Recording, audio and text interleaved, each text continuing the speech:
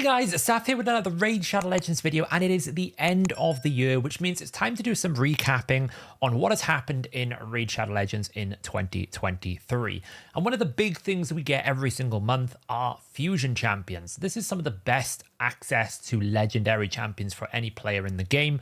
Some of the champions are top tier, as we saw with something like Newt, and some of them are not so much. So I thought it would be quite a cool video to kind of give my opinion on where I would rank 2023's Fusions in terms of a tier list. That is what we're going to be doing in today's video. We'll do a little bit of a brief overview of every single champion as well, but I don't want to make it so long that we basically spend 20 minutes looking at one champion. So I have made a tier list maker of the Fusion champions. I'll share the link in the descriptions. If you want to make your own tier list and you want to share it on our Discord or amongst any sort of social media posts, you can tag me and you can let me know what your opinions are.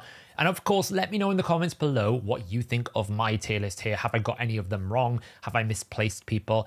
I am going to be looking at it very much from a how much did it benefit my account, as well as how much it benefited other people's accounts in terms of progression and how much of a game-changing impact the Fusion actually had. Those are kind of like the three criteria that I'm looking at: how it affected me, how it affects other people who may not necessarily be as advanced as me, so from a progression state, and how much it actually changed the way that Raid works. So we're going to go in chronological order. We're going to go the first Fusion back in January 2023, all the way through to the current Fusion, which is ending in about 2 days as of the point I'm recording this video, which is Blizzard. So the first Fusion we had in 2023, it started off with an absolute bang. It was Pythian, one of the best Fusions they've actually ever done. Such a powerful champion. At the start of it, we were doing the free-to-play challenge at the start of the year, and we actually were all trying to chase this Pythian. I think YST actually pulled the champion as well. Why was he so good? He had this full cleanse plus a heal on the A1 with block debuffs. We had a AoE revive, and then we had a Duchess-like passive. Those three things combined, the cleanse with block debuffs into a revive, into lots of healing, and the passive, meant that he could go into everyone's team and just basically stabilize every team for you. If you were starting your account and you were basically 2 months deep, this champion basically changed the way you built a lot of teams. Also had a mega resist aura as well. So he's our first champion to rate, and I am going to be honest, he's going straight into our S++ range here. He is for sure absolute bonkers. He is an S+ champion. I think of all the Fusions, he is one of the best. And this is because he has an impact on my endgame account in Arena. He would have been crazy good for people progressing to keep your team alive. And he did change some of the way that you built your Arena teams, because he is still so popular in terms of the way that you build those sort of stall defenses, pairing alongside another reviver. He just gave you so many options. He's probably a little bit better than Duchess in that respect, because of the way that he can cleanse with a better revive, because he has more turn meter. Next, we had a champion that actually a lot of people were underwhelmed with originally when it first was announced, and that was Oella. Part of the new faction we had this year, which was Sylvan Watchers. We got a sort of a resistance champion, so a champion that finally gave us an increased resistance with a lot of turn meter, a nice 30% fill with increased resistance on a 3-turn cooldown. We also had an extension of all buffs and a massive heal on the A2, and an A1 100% decreased speed. It was originally released as kind of like a design for dealing with things like the Iron Twins dungeon that we had introduced at the end of the year, and lots of different things like that. But a lot of people kind of slept on the champion, mainly because Alton of the Shell was pretty weak. I don't think anyone has found a use for Alton of the Shell, but it did come with this massive resistance aura. And the more that I've been playing the game this year, the more different stages we've been getting, the more Oella has become a powerful champion in my roster. She is in my endgame hard Ice Golem team.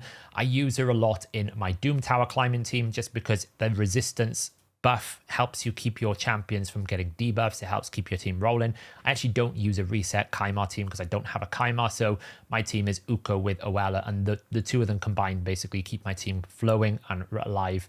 This passive is really powerful. You constantly get continuous heals, but more importantly, you can extend the duration of those continuous heals as well, and that's what makes it really powerful. Absolutely, I think it's a top tier legendary now. I don't think it's on the same tier as Pythian. So let's put Oella in our tier list. So I think based on the grading, I would put Oella as an S rating rather than S+. And that is because she doesn't quite have the same impact in terms of a progression state. I think she's a little bit better as a specialist endgame. She's very good at healing, but resistance doesn't come into its own until you start getting into the sort of late game where you start building resistance into your gear, right? Until you start getting resistance banners and you start getting some resistance sets, you don't really need them. You probably value speed and damage and accuracy more It's only when you start getting into high-end content that you want to actually resist effects. That's where she starts becoming really powerful. So I think from my perspective, she's actually S plus for my account, but for the progressive state, she's probably not as good as a fusion. You know, you'd want her, but she's probably not going to come into her own until you get sort of further progressed in the game. And I don't think she had a huge game-changing impact. So S is where I'm going to be putting Oella. Now, early last year, we had Call of the Arbiter, which was the TV series for Raid Shadow Legends. And one of the fusion champions that came out of that was, of course, Supreme Elhaine. We had Supreme versions of all of the starter champions, but Elhaine was the one that we were going to be fusing. Now, she was pretty much configured as an arena nuker. She was immune to decreased attack and also did 20% more damage if she had more attack than them. She was very good at dealing with Necret based teams because she could ignore the ally protection, the strength, and then the shield, which is what Necret normally protects their allies with, that ally protection and the shield component. And then we had this massive damage where damage would increase 10% for each debuff. So you stack up those debuffs, you kill someone with the A2, it reset the A3, you get an extra turn with the A3 if you kill someone as well. And you would also have like a pretty average A1. We had a really high base attack, so she was pretty much designed for, you know, if you didn't have your Jorgids or you didn't have some of these top tier Void legendary attack champions, then she could be a pretty good sub. Her damage output was really good. But I don't think she actually has changed my account at all. I've never used her. I don't think she would have been like super crazy good for a lot of early game accounts because we were getting better login champions essentially for that fact. We had like Ronda. I can't exactly remember when Ronda was coming out, but I know Ronda was around the same time. So in terms of where I'm going to be putting Supreme Elhaine, I think she has viability in sort of a late game setting for arena and various different things. I do think as you get into late game, she could be quite a good nuker. She would have probably been an upgrade over the normal Elhaine for sort of faction wars. Did she change the game in any way? No, I don't think she had any impact, so she kind of suffers there. So I'm going to put her as an A tier, and that is purely because her damage output was super good and she was Void. That's one of the S tier things about her, that she was Void legendary. We don't often get many Void fusions, but we did have a few this year. Now, this one is probably going to be controversial when I rate it. I'm going to warn that straight away, but Razelvarg came out and was an absolute game changer for a lot of people because it opened up access to some clan boss teams that we didn't have before. There was lots of different variations going out there. I myself built a 4-1 team with him, and this was because of his unique mechanic where he would increase his own speed based on the number of times he placed increased speed on his allies. If you had a team of 5, you could basically get this after 4 A3s, as long as he was the only one placing the increased speed buff. But what was unique about him was his damage also scaled off speed, which means once you put him into like a 250 to 300 speed range, you got that extra 100 speed, you put increased speed on him with increased attack, his damage output got stupidly high. And I have seen some crazy damage from Razelvarg in Hydra teams. We're talking several 100 million damage keys from Razelvarg based teams. We got an increased speed with an increased accuracy on all allies before attacking, which is really nice, which means that we got that damage boost.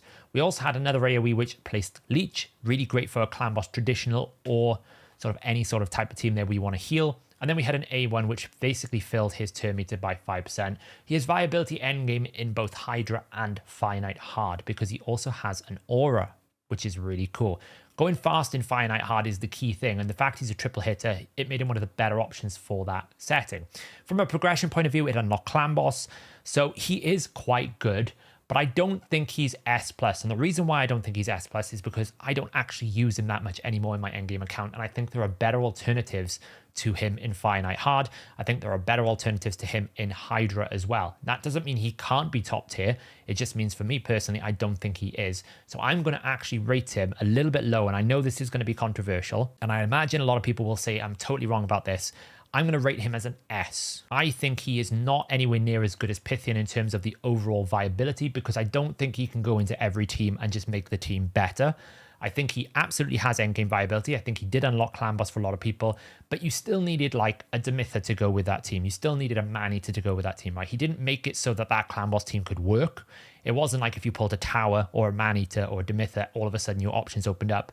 It's just that he was very good for some Clan Boss teams. So I'm going to rate him as an S. I know probably people will say, no, he's an S+, but we'll see. Maybe I'm right. Maybe people agree with me. We'll find out. Now let's come to the worst part of the year for fusions. We had a pretty rough Baron patch between sort of Razelvarg and the next ones. And it started off with what I affectionately call the Golden War Maiden. And I got a lot of flack from a lot of the community when I mentioned these words, including my own team, with Hell Hades going, I think you're underrating her. I think you've been a bit harsh calling her a Golden War Maiden. She is a Golden War Maiden, right? She doesn't do anything unique in the game. When I look at Fusion champions, my decision about whether or not you skip the Fusion champion is, does it fill a void within that faction that is completely barren? Does it add a unique mechanic? Does it do something that no other champion in the game does? And does it fill any other sort of parameter? Is it doing like super crazy damage that it just is better than anything else? Or does it do some sort of feature in their kit that does this? Jetney doesn't tick any of those boxes. She's an AoE decreased defense champion with damage and a few buffs. That is essentially what she does. And there is a champion that we can all go farm, that we all do it. Whenever you start a new free to play or anything like that, we all go farm this champion. And this champion does it exactly the same way with rare books, with sort of 3-turn cooldown. So why do you need the legendary version? Now, it does turn out that actually me going for the fusion anyway was a good idea, because in Cintrano Stage 2, she's going to be very valuable in Soul Cross Hard right now, right? So a lot of these initial decisions we made back in sort of April, May time when this champion came out, we didn't know about Cintranos. Now the conversation going forward about fusions will be, well, does it actually, like, is it a decreased defense champion that might fit a requirement for a specific thing in a specific Cintrano stage? It's very hard to know because we don't know what the requirements for those stages are going to be beyond the first rotation. So it does turn out it was valuable, but when it was released, I was like, this champion does nothing unique. It does get better when paired with Alsgore, because you can absolutely ignore some shields, you get a bit more damage. You also get a guaranteed extra turn with this sort of kill, right? As long as you kill, you get an extra turn when Alsgore, because this is the ability you really want to use, but you can't because you really want to use this buffs. This is the same thing that Cleopteryx has. You want to use the ability that doesn't give you the buffs, which makes it a little bit sort of awkward. This also double hits as well, which is nice, but it's on a 4-turn cooldown. So, and this is on a 3-turn cooldown. So you would need to use a lot of legendary books. So the Golden War Maiden for me was not a good update. It was probably one of the most skippable fusions of 2023. So for me, Jetney goes straight into the D tier. The worst fusion so far that I've ranked, purely because it doesn't do anything new. It didn't change the account, and it was a waste of resources because you could just build War Maiden and get exactly the same thing and use one of your other damage dealers you probably already built for another feature. I mean, it probably helped you in Faction Wars, but again, you could have just built a damage War Maiden. It would have done the same thing with a lot less investment. And from one terrible fusion to probably another terrible fusion, although I will say that Loriaka's design, she does do a little bit more unique stuff. For some reason, they made the model of this champion extremely small. We call it Baby Cow because it is so tiny on the battle. It's actually crazy. But Great Hoof Loriaka, the only good thing about Great Hoof Loriaka was how fast this champion could go. Because of this passive, fills this champion's turn meter by 5% each time an ally buff is removed, transferred, stolen, or expires.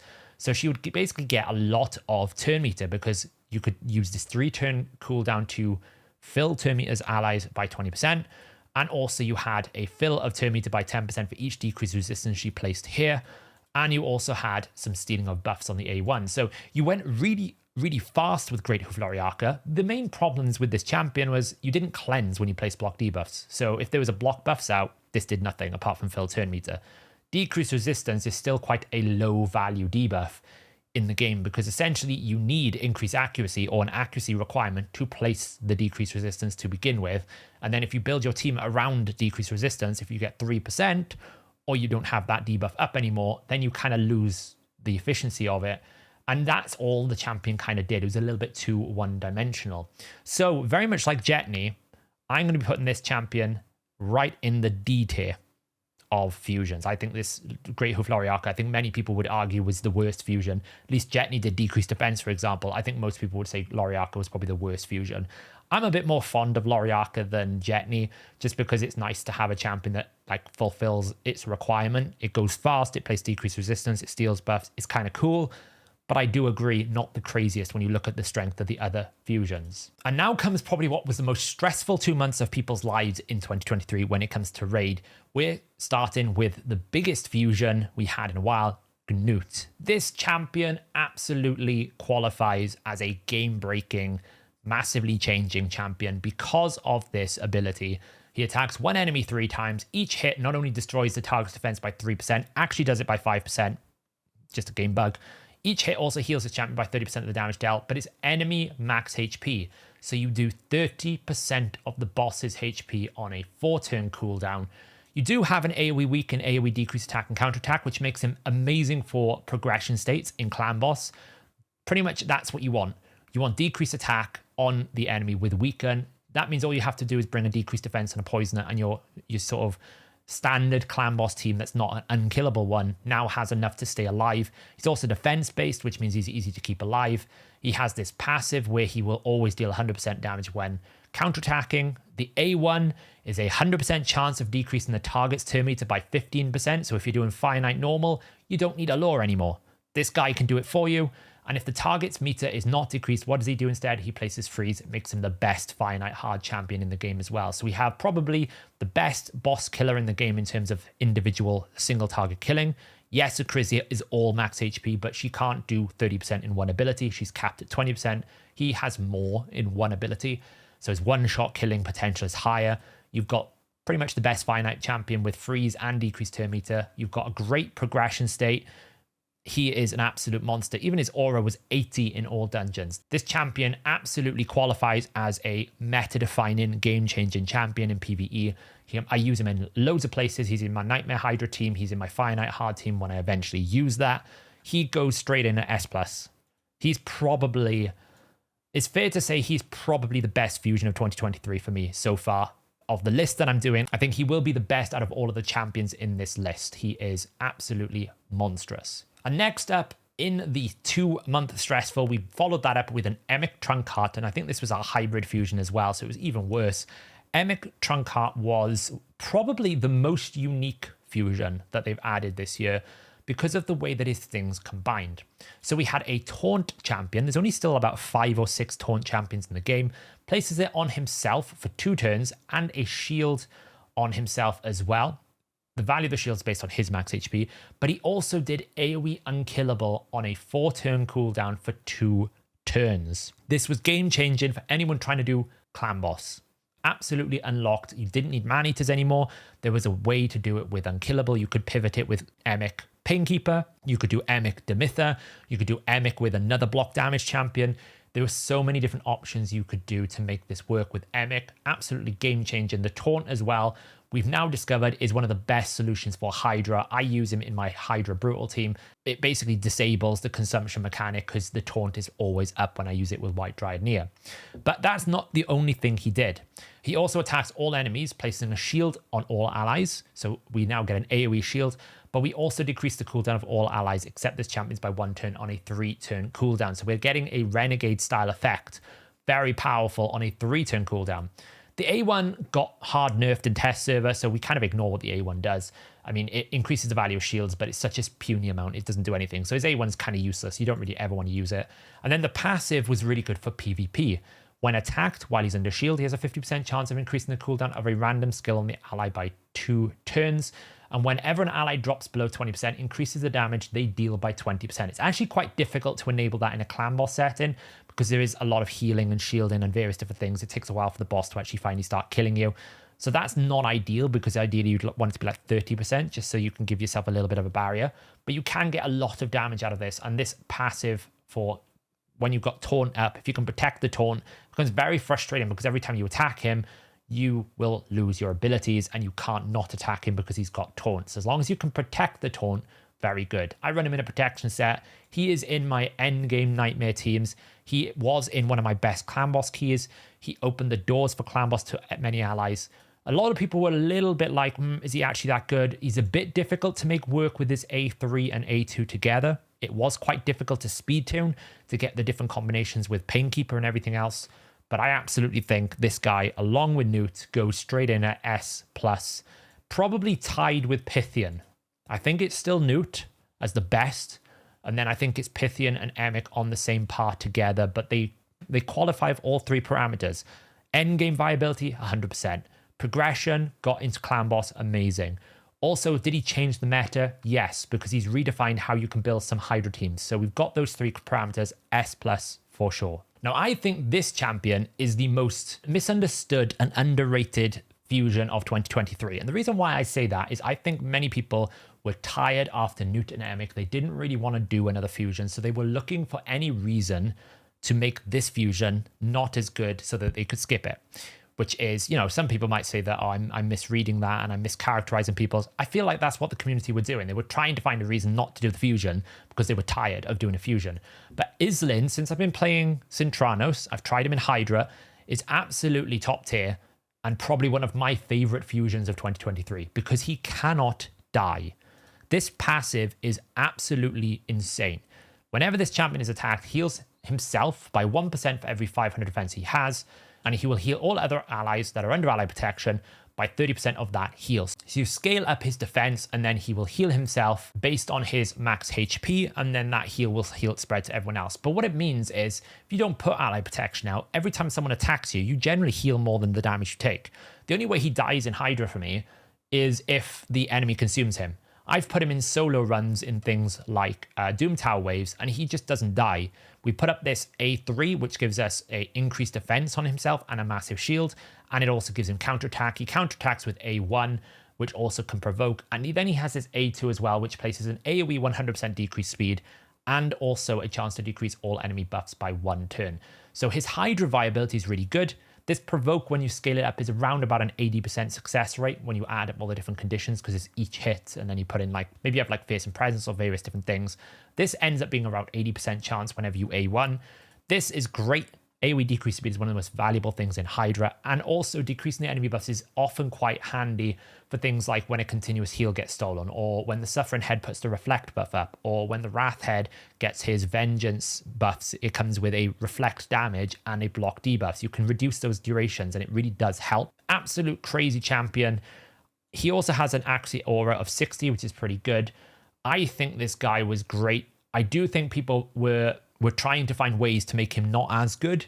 I also think as well they kind of messed up with this whole counterattack mechanic, because this is meant to be increasing his chance when he counterattacks, but the main problem with this is the head that you want to provoke will never attack him because he'll always have the biggest HP pool because his HP pool is really high.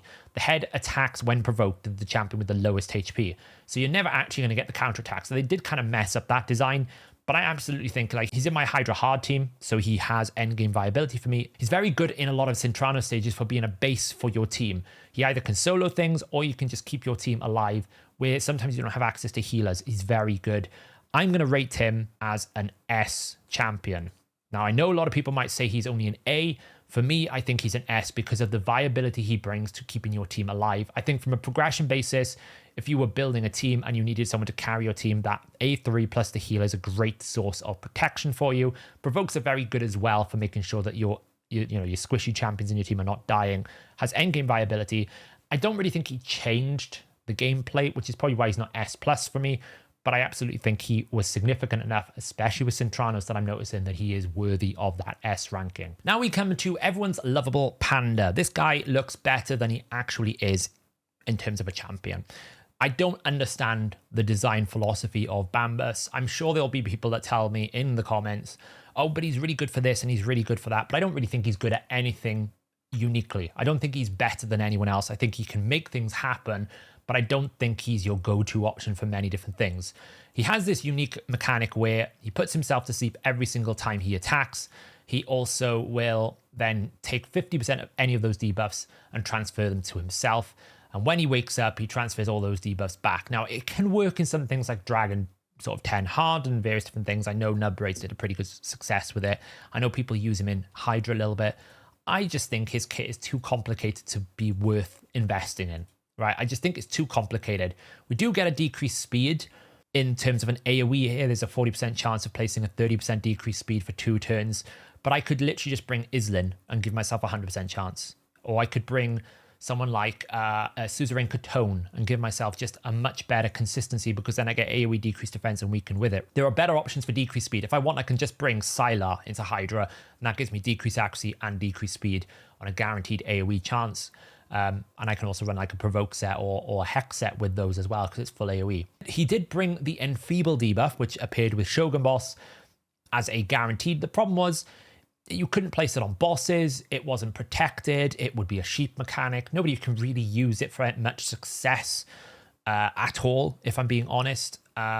So we just kind of forgot that he even did Enfeeble. He is a pretty good support bomb option because you get increased accuracy and increased attack. So he does kind of fill the support in arena. but I just think he's just too complicated. I don't really agree with the sleep mechanic. He's too easy to wake up. The moment you tickle the champion, he wakes up. None of this effect works. It just doesn't transfer anything. It's not that good. So I'm actually going to rate him, and this is probably another controversial one, at B. I don't think he's better than any of the S or S pluses, and I don't think he's better than Supreme Elhain for the job that she does. I think he has viability. I just think there are better options and things that just require less like trickiness and issues with him. I just think it's better that way. So we're nearing the end of our tier list here. The next one was our Halloween Fusion. We always get excited when a Halloween Fusion comes out because we remember the days of the old Halloween Fusion. And this one we had Timit the Fool. Now this one's a very tricky one for me to consider when I'm doing my tier list. I think he is actually quite good because he is effectively a buff remover without removing buffs. And in the world of Polymorph, that's incredibly valuable. So we get this A3, decrease the duration of all enemy buffs by 3 turns on a 4-turn cooldown. If there are no enemies with active buffs, he gets an extra turn. But if Karja the Rai, which was a guaranteed, I think, from one of the fusion event, I think from a Deck of Fate events or something of that nature. If you've got Karja the Rai, then he does it when there are active buffs. So you get a guaranteed extra turn. Then his A3 would increase accuracy before attacking, and then he placed True Fear on all enemies, which was a sheep issue, and also Fear is not a very good control debuff, but it was quite nice. Then on an A1, we get a heal by 10% each of their max HP. If the target had no buffs, which obviously you would have wanted to have cleansed, you'll also get 20% turn meter fill as well. Then we got this unique passive. Whenever an enemy skill successfully activates, this takes a bit of reading. While they're under a fear, then Timit will gain turn meter. So if a fear doesn't work, he gets turn meter. Whenever an enemy skill doesn't activate, so the fear worked, he instead places a provoke. But he only gets that when Karja is on the team. So you get a lot of crowd control with this champ, get a lot of buff removal, get a 50 accuracy aura, okay base speed, very good base HP, not a very good damage dealer because he just didn't have any damage on his AoE abilities. What I like using him for more often than not is controlling the waves. I put him with a decent amount of speed, like 250 speed, give him a lot of accuracy here. Not too much because he's going to buff his accuracy, but enough that he's going to get to about 600. And then I take him into arena and I can just knock out the buffs. Every time they put loads of buffs up, I just knock them straight down. He's immune to polymorph when he does this A2 ability. If I have Kaj the Rai with him, which I do have Kaj the Rai, he also gets him an extra turn. Now the only downside is you really would want the increased accuracy first. In an ideal world, this would have been the extra turn. So we go increase accuracy, extra turn into removing all the buffs. It is a bit awkward in that sense. Where would I rate him? So from an endgame viability, I think he has a lot of endgame uses in arena in the right setup, but I don't think he's I think he's a niche counter pick. Absolutely really good for dealing with a lot of Stone Skin champions because this can reduce the duration of Stone Skin if you roll that successfully. It's very good into Duchess teams, Siphi teams, heavy buff teams, Taras teams, those types of teams is very good into to basically get rid of the fuel that makes Taras do a lot of damage. It's better if he has Karja the Rai, but he doesn't need Karja the Rai. Karja needs him more than him needing Karja, which is unusual for this type of summon. And if we think back to Jetney really needed Alsgore. Alsgore was the champion you had to summon. This guy is the other way around almost, that Karja needs him more than he needs Karja. He just gets the two effects, the provoke and the guaranteed extra turn.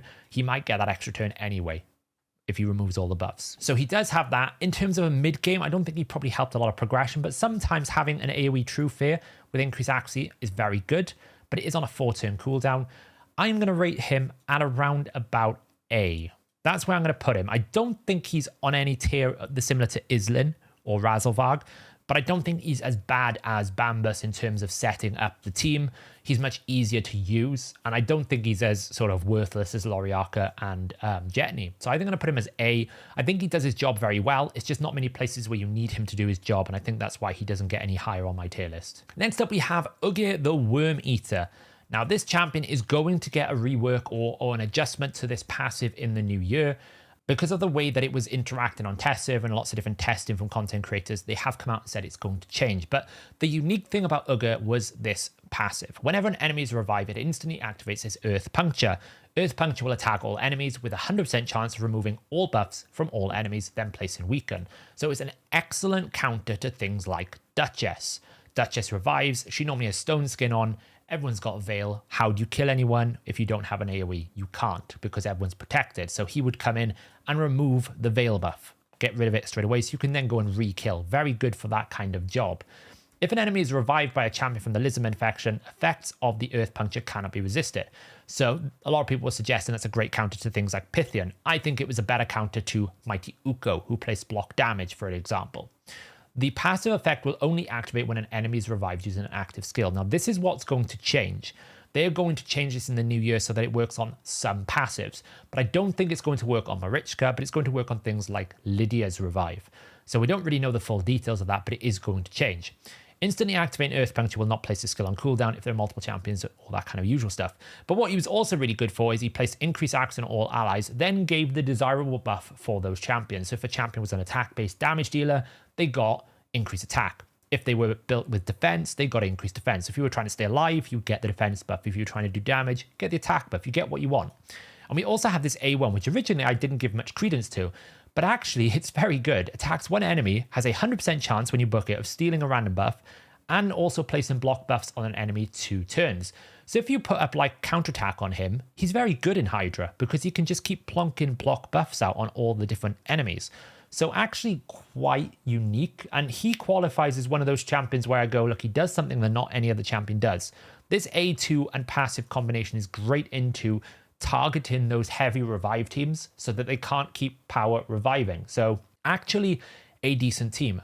But the fact that he doesn't actually work on passive revives meant that he didn't really target the arena meta in Marichka, which is a big issue in terms of the endgame viability. He does give you some decent buffs in the early game, which helps you carry, but nothing towards like Clan Boss. Hydra is very good for, but I don't think he's necessarily the best block buffs options. Like, would you sacrifice your Ugo for Uge? Probably not, unless you really wanted these buffs. The accuracy in arena was locked to arena, so it reduced his quality. I think he's one of those that might go up in the tier list ranking if the rework comes in and actually is quite good. But right now, I'm going to put him on the same tier as Timit because he does what he does well, but he doesn't do what he does that well. It's not that powerful. It's not that crazy, but he is easy to use. Everything works. He just doesn't have the same impact on the game. He didn't change the game in any way. Whereas I feel like all the stuff in S and S Plus did have a bit more impact on what we did in the game. And finally, let's talk about this year's Christmas fusion. Blizzard, he's another Ogryn tribe, I think he is. Blizzard, the Howler, looks amazing. I gotta say, guys, he looks so cool. Great shield, little Christmas tree on there. He's very frosty breath, got some bells going on. This guy was an okay fusion. I think he kind of qualifies a little bit like Panda, where there are always better options than Blizzard the Howler. If you want a freeze champion, well, Newt is going to be a better freeze champion. Or, you know, there's Neldor, who's a better freeze champion now. There's Creedon, they're a better freeze champion. Those are epic champions, right? He can't really outpace an epic champion.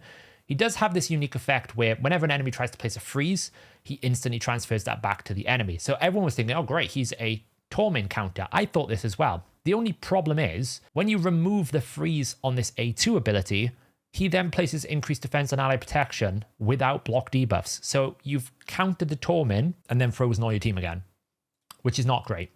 He attacks all enemies, has a 100% chance of placing a freeze and a 100% chance of decreasing the turn meter by 30% on a 4-turn cooldown.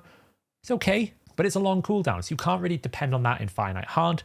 And where you don't really want to bring freeze in an arena setting because you lose damage. Where is a 1-turn freeze on a 4-turn cooldown super valuable?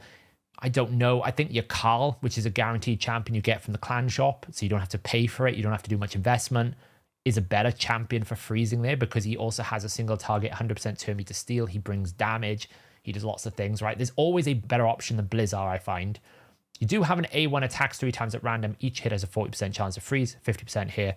He does have this passive effect, which actually is relevant for some content. Whenever this champion is killed, revives them with 30% of their HP and turn meter, and places a revive on death for 1 turn. Now, I've seen this being used as a way to solo Sand Devil 25. So if you don't have a Godseeker Iniri plus a Chronum or a Ninja, or you just don't have those double newts to one-shot it, he might be the best free-to-play option for dealing with Sand Devil 25 for you. He's the right affinity for it. It will be slower. It's about a 4-minute run.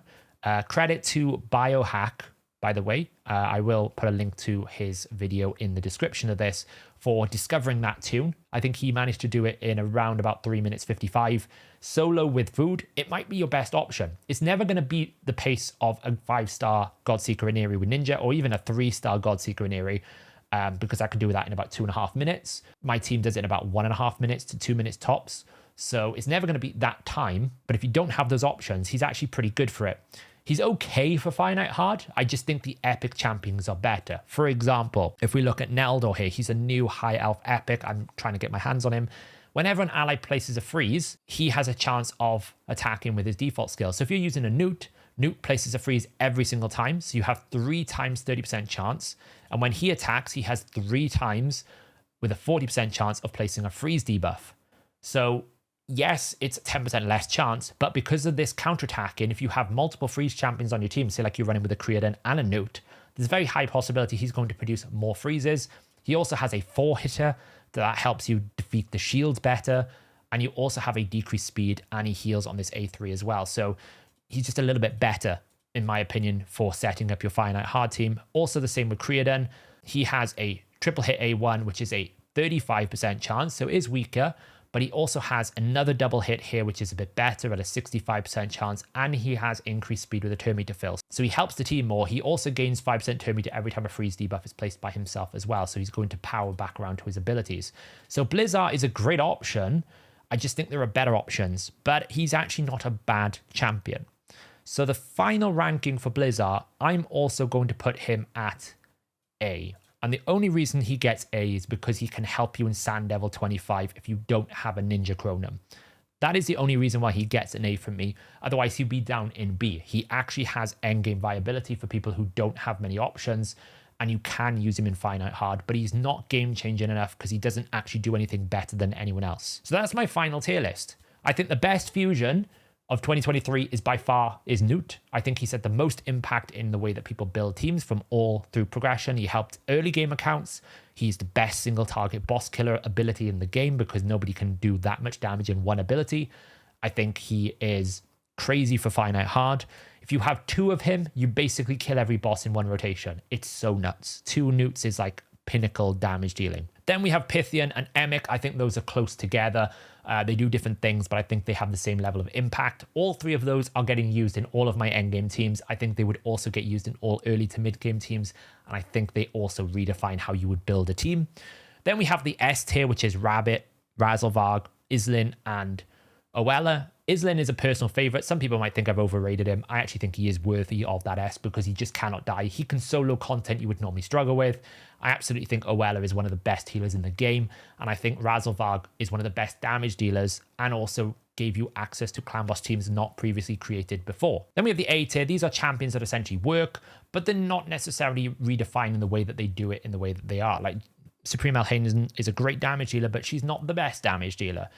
Timid the Fool is a great buff remover, but he's not the best option for that because of the issues he has with his kit and various different things, and also he doesn't quite have a lot of wide-scale uses. We've got Uge, kind of works, but also doesn't work for everything he needs to, and Blizzard, he's not the best for each champion, but he's a good alternative. Then we have Bambus in B. He's really in B because I just don't like how difficult he is to make work. I think he's more effort than the outcome of his abilities. He is capable of being quite good in certain areas, but you just have to work super hard, and I just think there's always a better option than trying to force him into a team. And then finally, we have Loriaka and Jetney, who I think are the worst fusions of 2023 because they just didn't do anything of value in a unique manner. Let me know, guys, what do you think of this tier list that I've created for the fusions for 2023?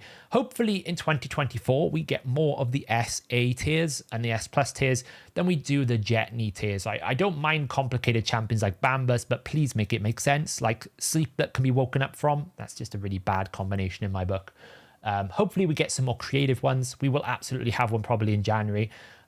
Without blinking, for sure there'll be one. We also have a guaranteed champion coming as I think a new daily login as well alongside that in January. So let me know what you think. I will put the link in the description for this tier list. If you want to make your own, you can @ me on Twitter or you can send it over onto the Discords and let me know what you think about this tier list. Yeah, thanks for watching, guys, and I will catch you in 2024.